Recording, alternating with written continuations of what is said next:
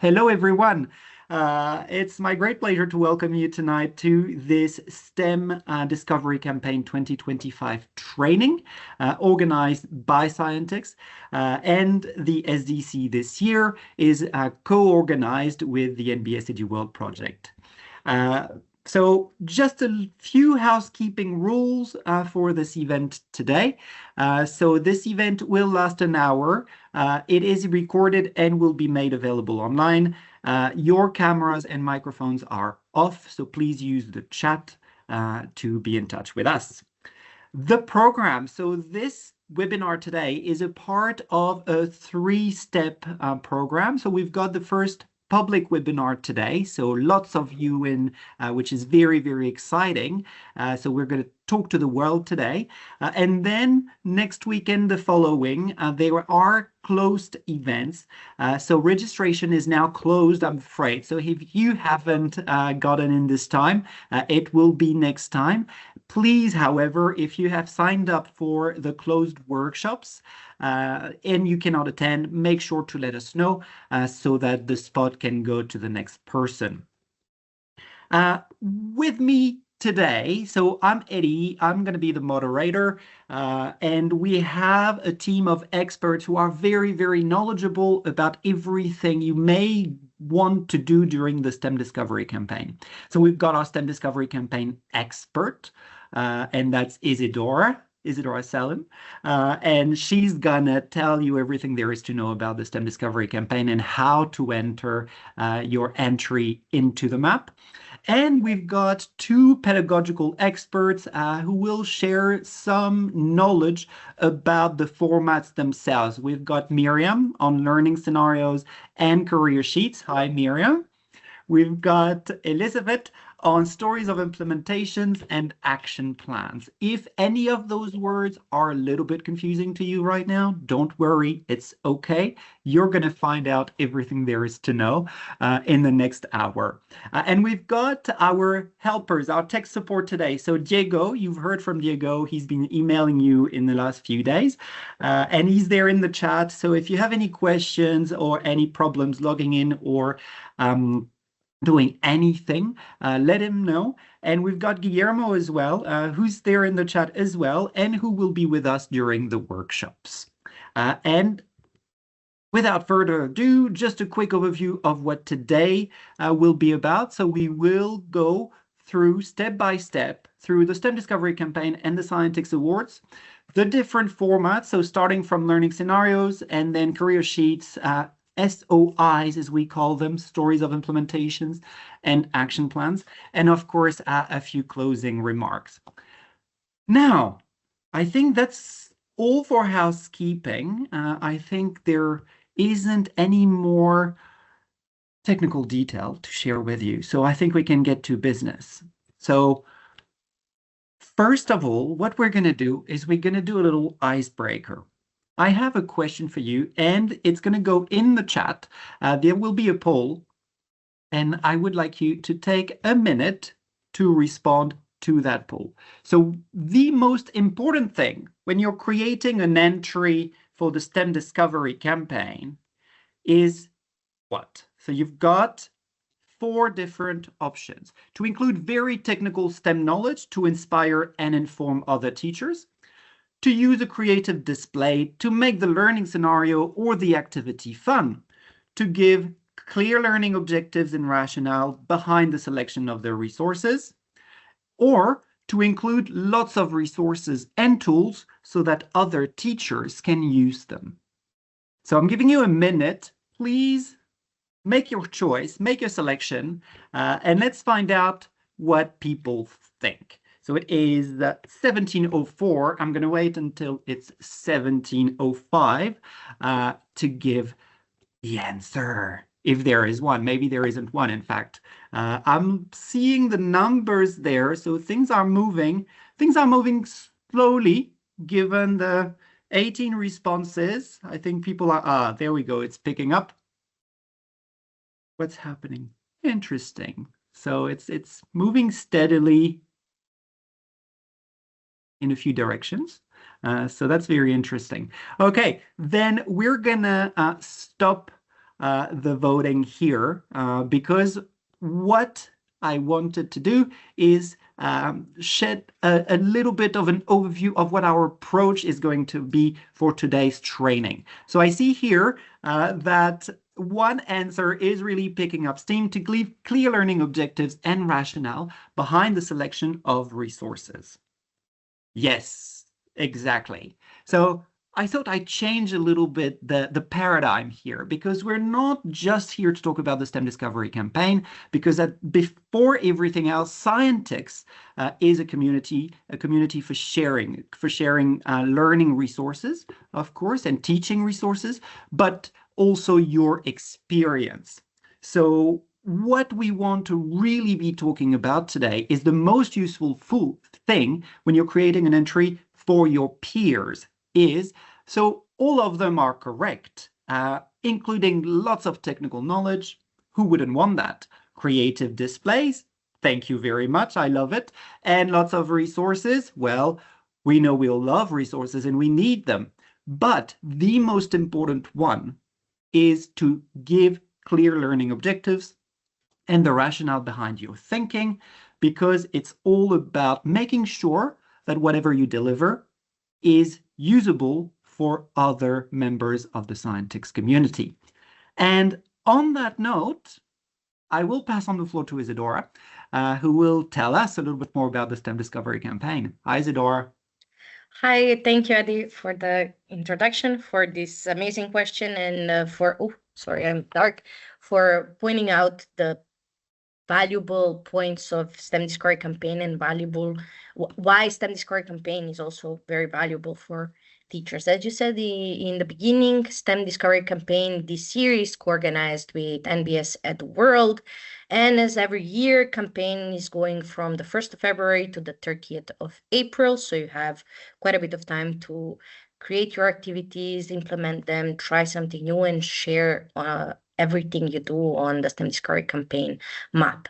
As previous year, you can include all the activities that you've been doing either on your own for personal professional development or with your students or as a part of your NGO projects, so on. You can include all the STEM activities that took place from the 1st of May 2024 until the 30th of April 2025, and we will consider all of them for the Scientix Awards.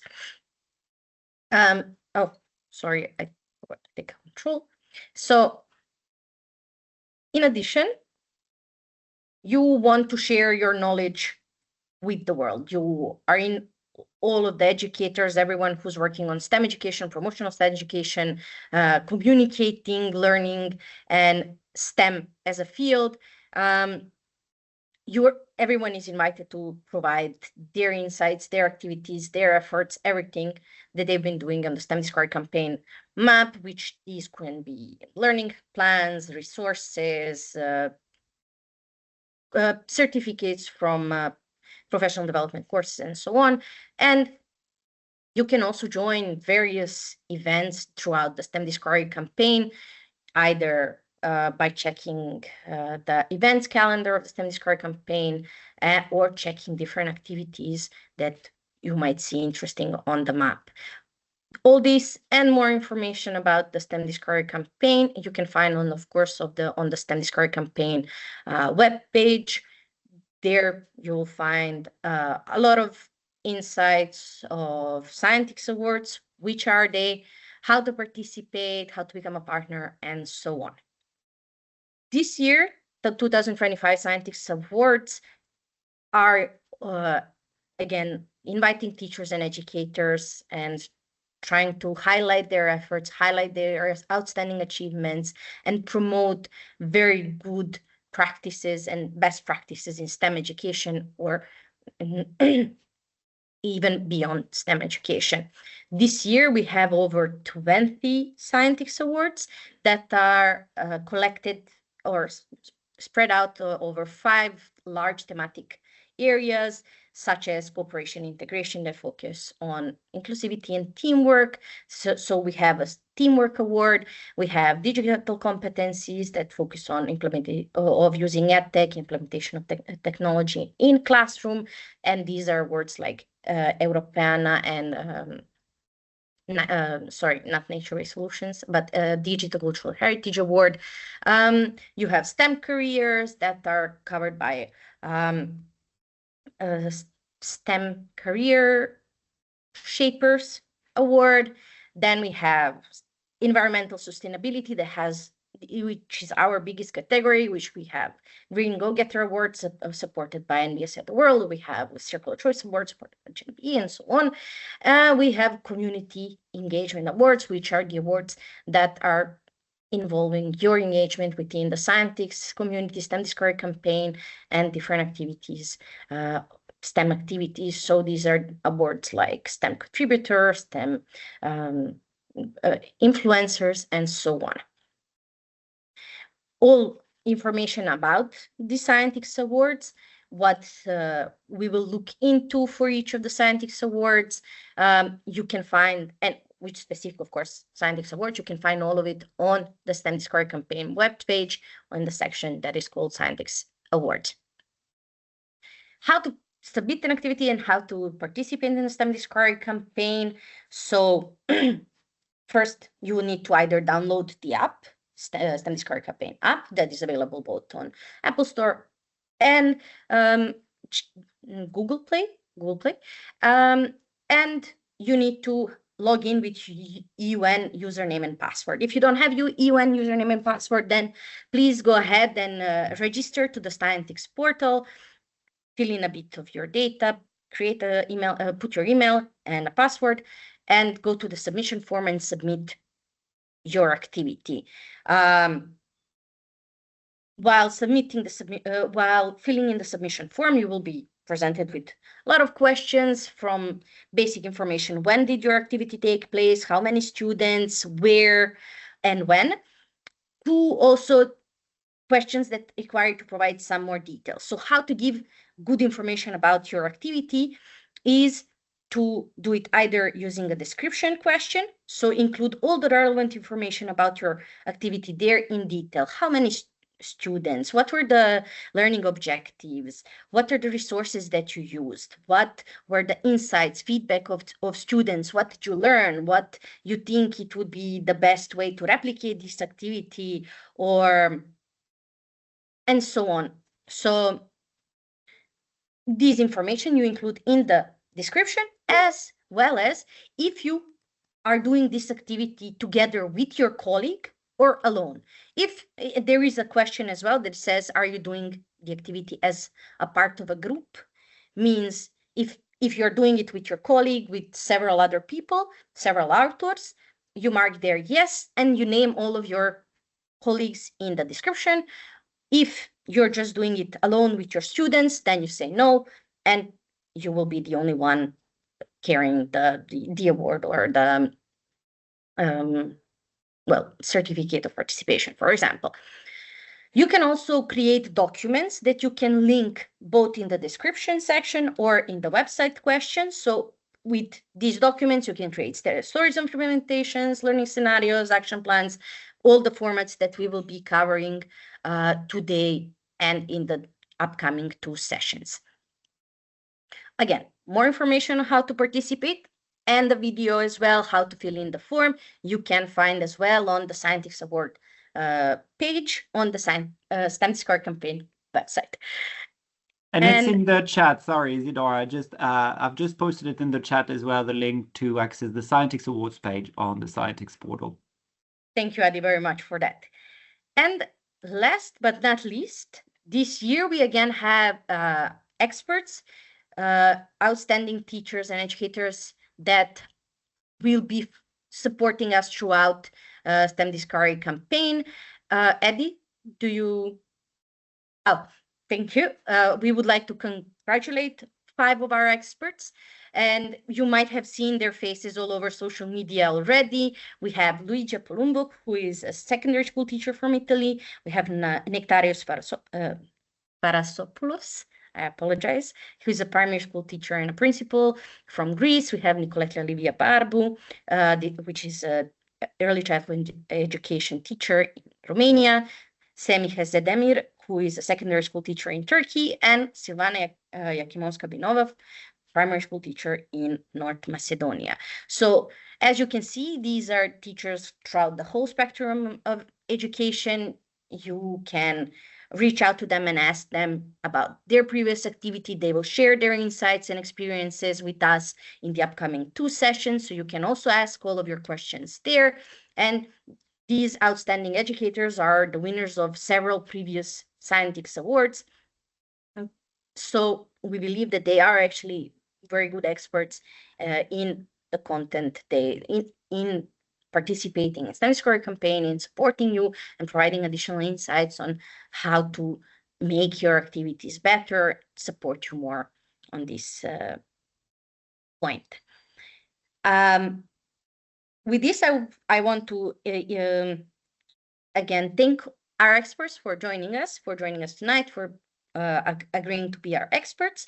And without further ado, I would leave the floor to my colleague Miriam Molina, who will tell you more about learning scenarios. Miriam, you can take the floor.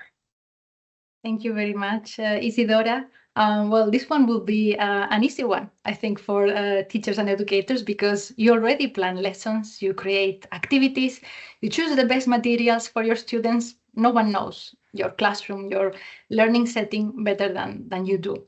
Now, as Isidora and Eddie were saying before, we are focusing on sharing. How can you share what you do in your classroom for other teachers to use in a structure, in an effective way? And that's where learning scenarios are coming in, because they are an effective way to share what's happening in a classroom. So let's explore what they are and how they can help also in the STEM Discovery campaign.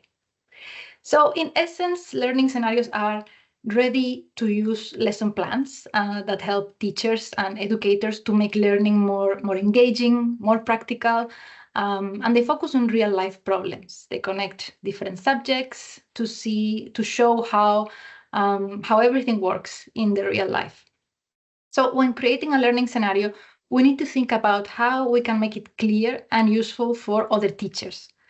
How can we explain it in a way that makes sense to someone that is not in our classroom?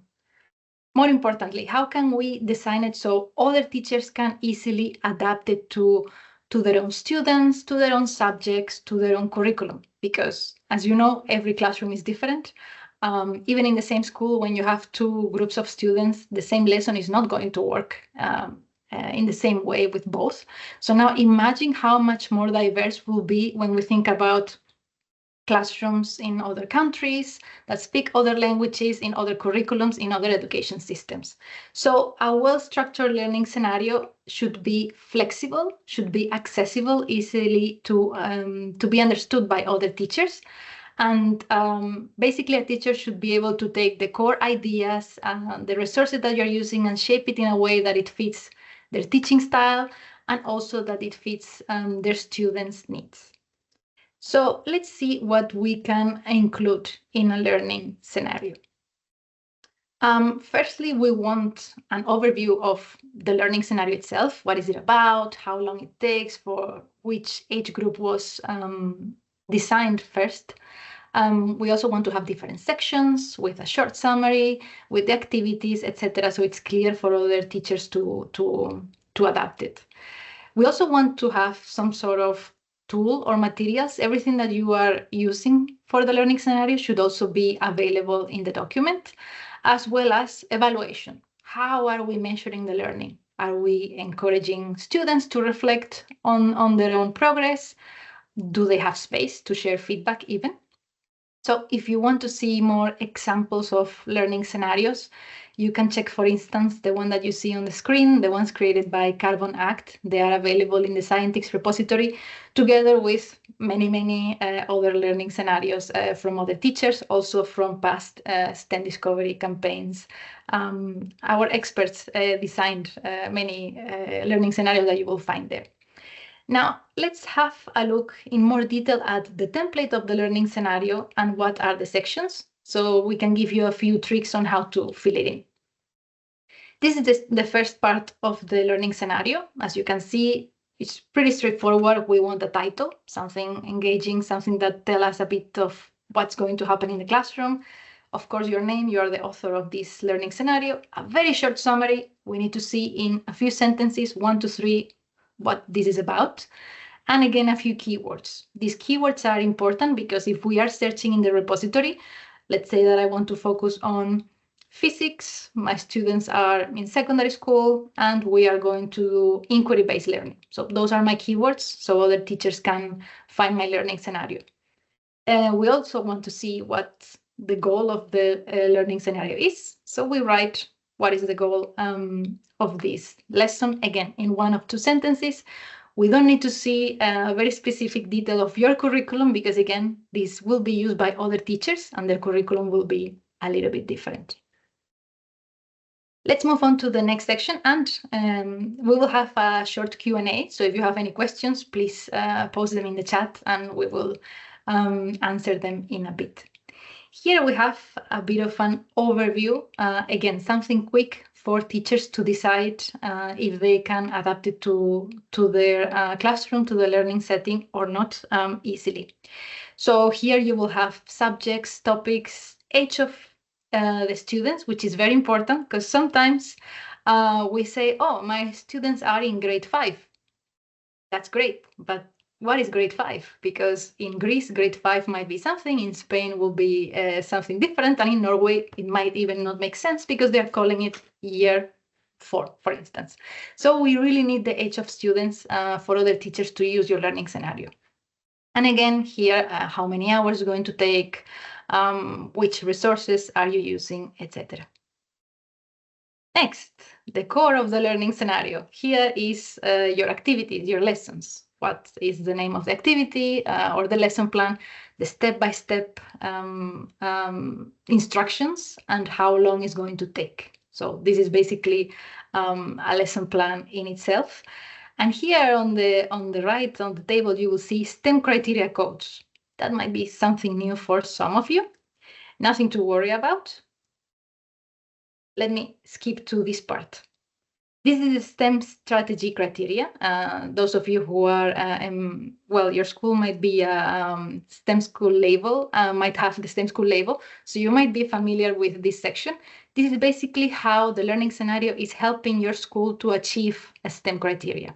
So we have different sections that you can check easily in the link. For instance, how are you assessing learning, or how is the instruction of the school? So basically, you just need to add these codes, A, B, C, D, E. You just add it here on the table, and that's about it. It's just for other teachers to understand how this learning scenario might help them in the STEM criteria of the school. Now, one thing that I would like to focus is at the bottom of this table, you see assessment. Here is where you can add how we are helping the students to measure what they are learning. Do we do it at the beginning of the lesson? Do we do it at the end? Is this something that students do among themselves? Do they peer review something? These kind of things. It's also important for teachers. And last but not least, annexes. This is just, it says if needed. Now, personally, I will say annexes are wonderful. They are very much needed because these are materials that you are creating and other teachers can adapt to their own needs. Because before you are giving them instructions, you are giving them the theory, let's say. Here you are really creating a material that you can share with other teachers. So if you have any materials that you can add as annexes, that's absolutely wonderful. So if you want to see another great example of a learning scenario, you can check this one where it says, let mussels clean the ocean. Here you can click on the image and it will take you to the Scientix repository. This is an amazing example because it is an engaging topic. It's a challenge in the real world. If you look at it, it really has the steps, how to do, what's the connection between the activities, also many resources, great annexes, and also different ways of measuring learning. So if you have a chance, go ahead and explore this learning scenario. And I think you already have it in the chat, but just in case, here it goes again, the template of a learning scenario, which is also available in the STEM Discovery Campaign webpage. So if you are ready to explore the template, just give it a go. I'm sure you will have a lot of fun putting what you already do in your classroom to good use. So this was the first part, the learning scenario. I don't know if there are any questions so far. Thank you, Miriam. Yes, there is a question. Can anyone post the learning scenario who was created before for being a Scientix ambassador? So I guess the question is, are there limits to what people can post or counterindications? Right, I think we are, Isidora, correct me here if I'm wrong, I think we're valuing original material in this case, right? Yes, originality is the most important part. If you do go into maybe using ChatGPT to help you, please use it for refining your idea, not creating an idea. We value your opinion, your activity, what you have done. So we want to hear from you. Even if your English is not perfect, we are not even expecting your entries to be in English. You can write in your own language. So for us, originality is the best. When it comes to constraints of how many or activities you can submit as many activities as you have done. However, if you are doing activities with colleagues, we suggest that only one of you submits, or if you have done maybe something different than your colleague, then you submit your version of it. However, keep it in a more, if you're doing together, maybe a joint activity would be better to be included. Any other questions? Yes, there are a couple more coming in from the chat. I'll go to the last one first, which is, can somebody use their learning scenarios from participation in the MOOCs? Of course. In the massive open online courses, for anyone who may be unfamiliar with this beautiful acronym, that is MOOC. So can anybody use them that they created as part of the MOOC? As Emine also very well said it in the chat, yes, of course you can. If you think you need some revisions and so on, you can feel free to make them. You can submit them the same way as it is. So yes, of course, you can use any materials that you created and submit it to the map. Cool. I can also answer the next question is, how can I know the feedback? You will receive all the feedback regarding the Scientix Award, whether or not you've been selected for a Scientix Award by the 1st of June, 2025. So you will receive feedback when everything is done. Cool. And just one final question, I think, and then we'll move on. So there is a question from Maria who's asking if, basically, if I understand the question correctly, if the story of implementation of the learning scenario itself can be included in the annex of the learning scenario, which I think somebody's jumping the gun to the end of our presentation, but that's okay. Can you give us a quick answer, because we'll touch base on that later? Of course, you can include all the resources. If you created a presentation, you can either include the link of that presentation in your learning scenario, or you can include the whole presentation in the annex. Again, it is up to you to decide how you will include all the information. And to respond the last question from Vesna, you can use any template of learning scenario in the Scientix repository. Same goes for career sheets, action plans, and so on. So you can use any of the templates available. Excellent. Thank you very much. Great. If there are other questions, there will be more Q&A moments, so no worries. You can keep on posting questions. We will take them as soon as we have another Q&A moment. Now, let's move on to another format. This one will be a bit shorter. The career sheets. this might be something new to some of you. Now, I want you to imagine the excitement in your classroom, in your learning setting, when a parent or someone that you know comes in and talks about their really cool job. They talk about what they do in their lives, what amazing things they do outside of school, because they're adults, they do things outside of school, so that's exciting. Students are engaged, they're asking questions, and they're getting a glimpse of what a career is that they might not know so much about. So it is an inspiring moment, seeing someone real, sharing experiences firsthand. Now think how powerful it would be if you could bring that same excitement to careers that might not be so easily accessible to other people. Because it could be that you are very lucky and you have a student that has a family member who is an astronaut or a marine biologist or a video game designer. So you could create your own career sheet, and you can introduce this kind of careers, this kind of jobs to other students.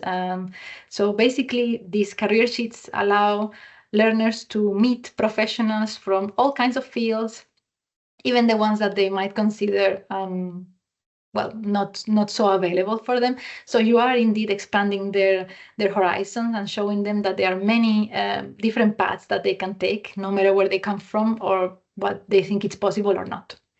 So if you know already interesting professionals, if you have already brought a parent or someone that you know into your classroom, you might be doing activities related to this. So why not create a career sheet that other teachers can use in their own learning setting? So here it's what to include in a career sheet. Basically, just give an overview of the expert, details of their experience, practical details, or what did they study, what skills have developed, and also perhaps some tips for teachers and parents to use this material. So here you can see an example from the Gen B project about social entrepreneur and bioeconomist career. So you can have a look at that. And I will just quickly guide you through what a career sheet might look like for you. The beginning is just instructions for the experts. So they give you a little bit of information on where they work, what do they do, what do they consider important for the job, so you can prepare a little bit your students. And here are the parts of the career sheet. So again, as you see, it's pretty straightforward. What's the name? Where do they work? What's an overview of the job? What inspired them to become their profession? What a typical work day might look like? Here again, as I said, what did they study? How did they come? What steps did they take to arrive to the job that they have now? The skills that they develop? Do they work as a team? Are they developing research skills, etc.? And what other prospects are for that career? It could be that someone wants to study philosophy, but they don't know exactly what can you do with the career of philosophy. And here you are giving them different paths. And last but not least, well, what are the challenges in their job? What advice they will give to students, also to the parents, and perhaps some interesting links that you can share. So if you want to bring the real world to your classroom, again, there's a whole repository of career sheets in Scientix. Go have a look. And there will also be many tips on how you can use this career sheet. For instance, you can do it online, in person, what to do before, during, and after, and how to engage perhaps the professional in other activities. Again, you will have in the chat and in the website the template. You also have it here on the slide. But I don't know if there are any questions related to career sheets or learning scenarios that we didn't answer yet.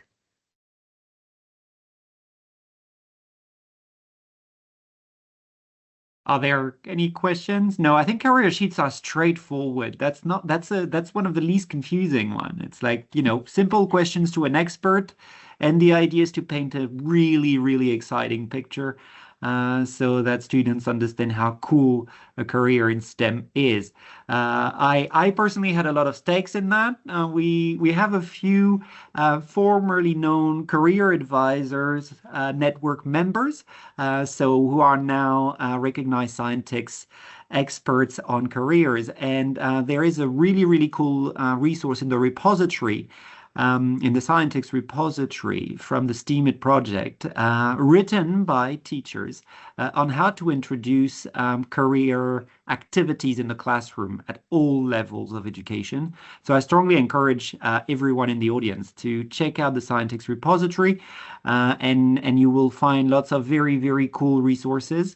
And of course, make sure to check out the repository of STEM job profiles that I'm sure our support team can share the link in the chat right now. Hundreds upon hundreds of exciting careers to make your career as an educator exciting. So how cool is that? Cool. So I guess we'll move on since there are no questions. Thank you very much, Miriam. That was so nice.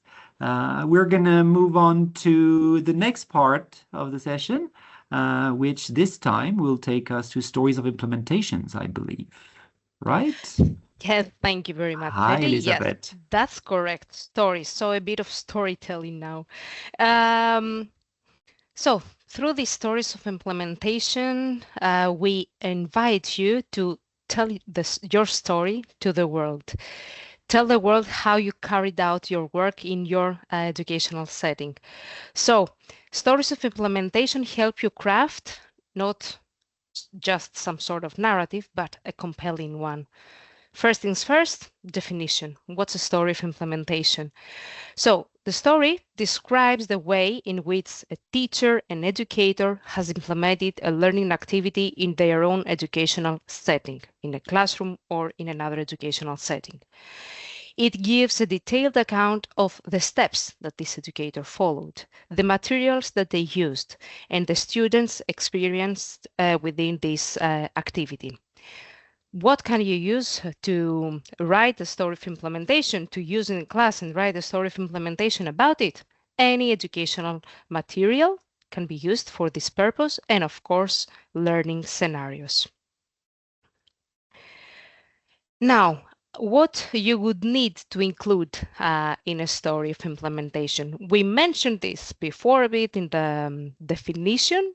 So we need a detailed description of the steps that you took for this educational activity. A clear account of insights from teachers to students. What you discussed in class, ideas, brainstorming, everything that happened during the implementation of this activity. Then you would need to explore and mention there in detail in your story of implementation any challenges you faced, and of course how you overcame these challenges, and outcomes, not only in terms of learning outcomes, but for example in terms of emotions or skills for you and your students. Now, images can accompany your story of implementation, each step of your story, and this will not only give a clear idea to other educators that read your story what happened in your class, but it also present them with some sort of the outcomes of this educational activity. Now, in case you implemented a learning scenario, you may have made some adaptations so that you can implement it in your own context. It might have been a learning scenario for primary education and you're a secondary education teacher. So you may want to make some adaptations. Everything should be in the story of implementation. Here we include an example of one of the best practices that was shared with us last year through the STEM Discovery Campaign 2024, the story of implementation of a learning scenario, of a European learning scenario, the Little Paleontologists. And actually, this was one of the winning stories of implementation of the Cultural Heritage Award last year. Now, a few things about the structure of the story of implementation template that you can all find on the STEM Discovery Campaign platform. First section, kind of the identity of your story.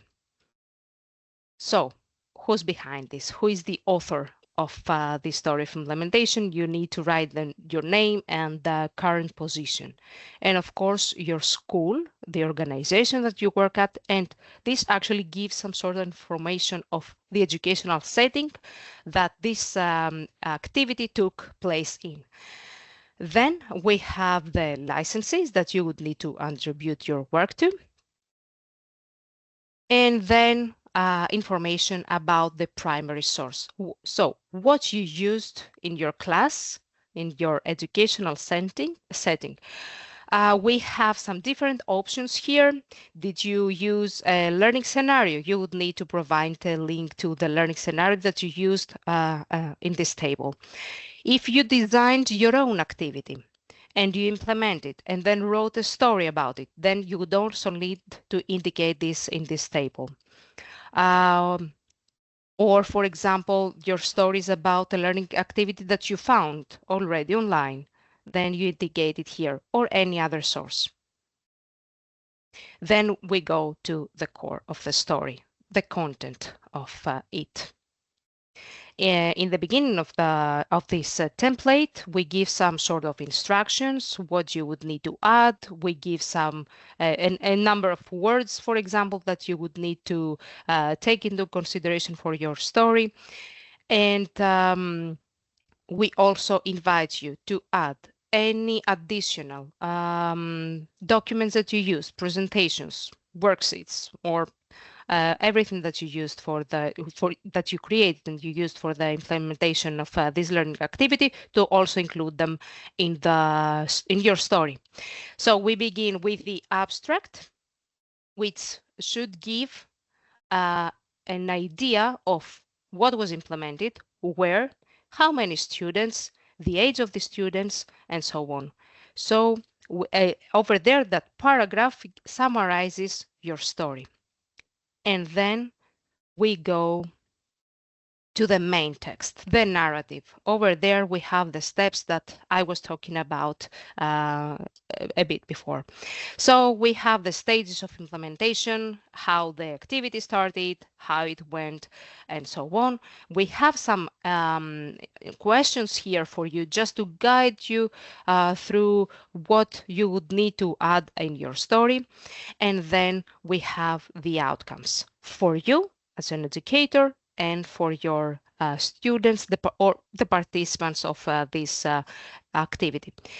Keep in mind that this story of implementation will be read by someone else, by another educator in the world. They need to understand what you used, what you did in class, so that they can see if it fits in their own context and if they could also implement it in their own settings.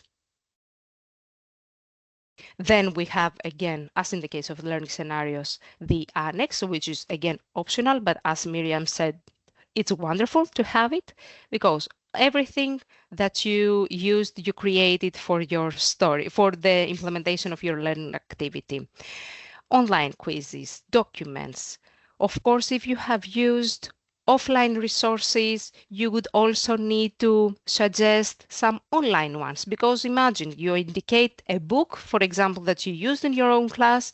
You would need to suggest an alternative so that another educator that does not have access to this book, for example, can also implement this activity. We have the link to the story of implementation template. It's just an indicated one.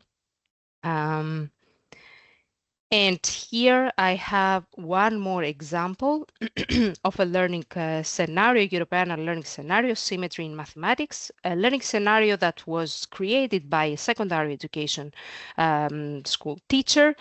And this implementation took place in early childhood education with a necessary adjustment.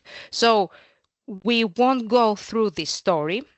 I just just have here some screenshots of the story so that you can see all the different steps of the different sections included there. So we begin with the abstract that gives the framework, gives a clear idea of what was implemented and where.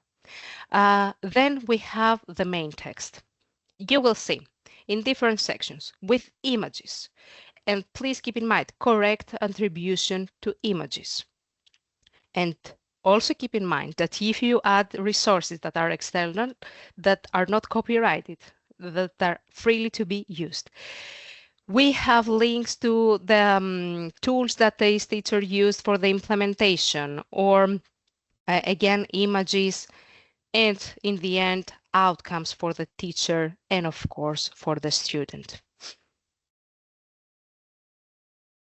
Now, that's it for the stories of implementation, and let's see if we have any questions. Can we use artificial intelligence for pictures? Just to understand a bit the question, if you want, for example, you can have it as a tool and, you know, use it in your class with your student, how they can create the right prompts, for example, to create images and so on. If these are the outcomes of this work, you can definitely attach them. And please also take note right over there that these images have been created with the use of that tool.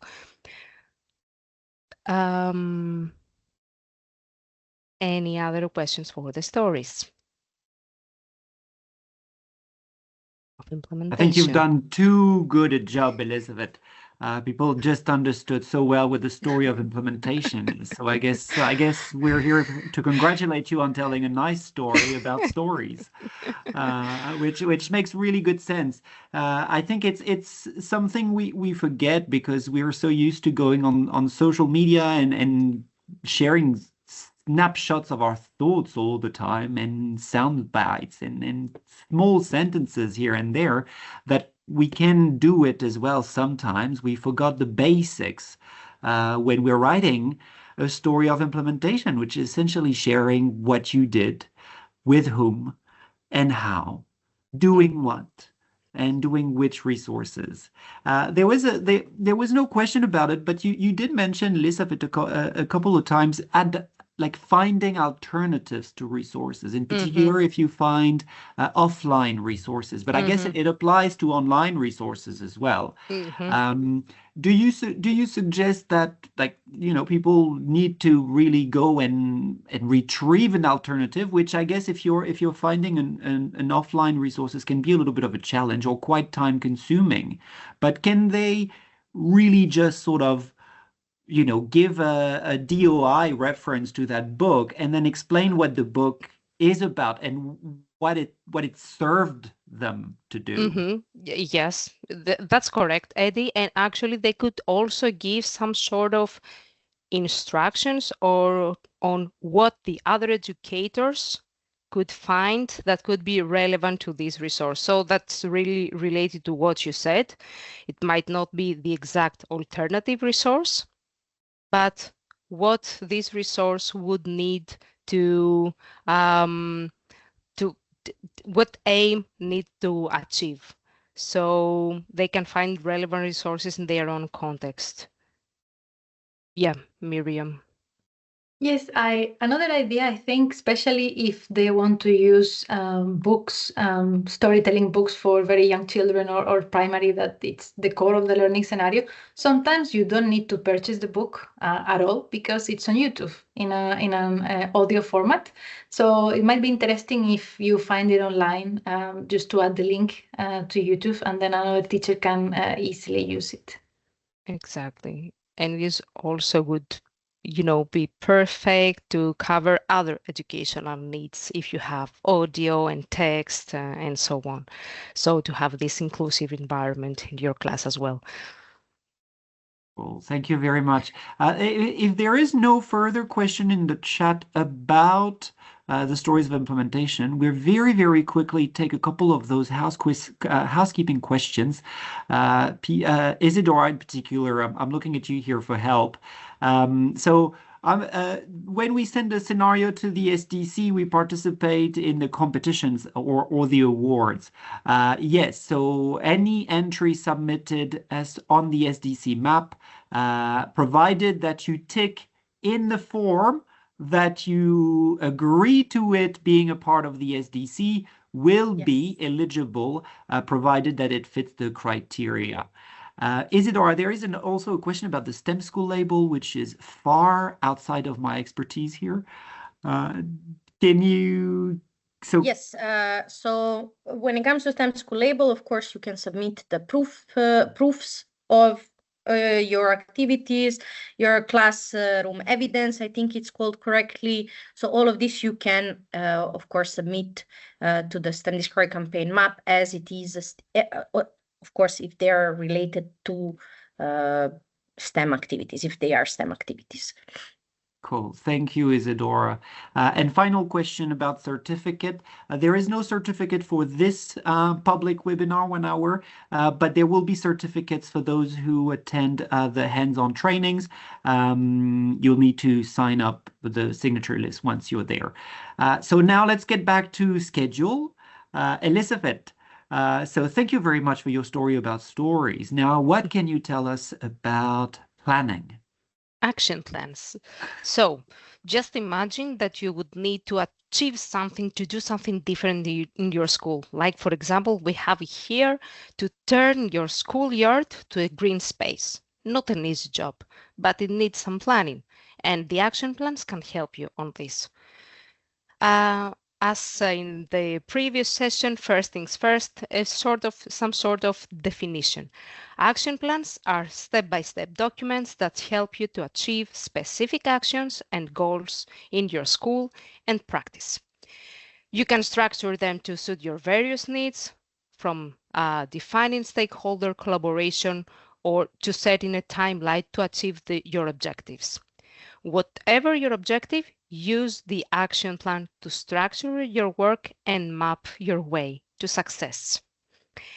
Now, what to include in an action plan? Of course, we need a clear statement of ambitions and objectives that you would need to achieve, and of course, practical steps on how to achieve these objectives. Now, if you're going to collaborate with other stakeholders, it could be your students, the parents association, the mayor, or something like this. All the details should be there in your action plan about what educators are going to be involved to achieve this objective. Then a suggested framework for adjusting and evaluating results. This means that you need to monitor the whole process, how your objective, how this action that is going on in your school is implemented, if everything goes well, and in the end you also need to evaluate the whole process. Then again, you need to kind of pre-assess the situation and foresee perhaps some challenges and how you will overcome these challenges and suggest potential solutions. And of course, what tools and resources you can use to achieve your objective. Again, here, we have an action plan template created by Cool Schools. And I assume we can also share it in the chat. But it is in the chat. Yeah, perfect. Thank you very much. And I again have here some screenshots of this action plan. We will not delve into all the different sections of it, but just to give you an idea, again, we start with kind of the identity of the action plan, who is behind this, the author of it, an abstract, and then we have all these steps, the step-by-step approach that you are going to implement to achieve your objective. We mentioned stakeholders. In this case, we have students, how they are going to be involved in achieving this objective. And last but not least, monitoring process, what you're going to do to evaluate different steps, how things are going throughout the implementation of this action, and in the end, how you're going to evaluate how everything went after all. However, this year we introduced something new. This year we have some kind of a reflective action plan. It's a type of action plan, the Empowered Pedagogical Mentor Reflective Portfolio. It's a type of an action plan with a reflective focus on the mentoring process in the EdTech field. It encourages mentors, actually educators, who are willing to assume the role of pedagogical mentors in the field of EdTech. It encourages them to assess their current practices and plan their development in this field. It guides them in refining their strategies, helps them evolve their role in EdTech, and strengthen their impact on the broader educational community. So you can find this reflective portfolio in the MOOC, the Empowered book, Becoming a Pedagogical Mentors for EdTech Co-Design, that is up and running. We're actually now in the second module, so you still have time. If you have not joined that already, you still have time to join the course, find the Pedagogical Mentor Reflective Portfolio, and of course, submit it in the STEM Discovery campaign. Now, questions. Thank you very much. So yes, action plans are another great tool for storytelling or to prepare the storytelling, because it really shows your work, basically. And they're very useful for schools or things that require working outside the classroom as well, or that require involving other non-educators. They're really good. So the Cool Schools one is very good for, this is about transforming the school into a climate shelter, so a green space, so involving school and communities.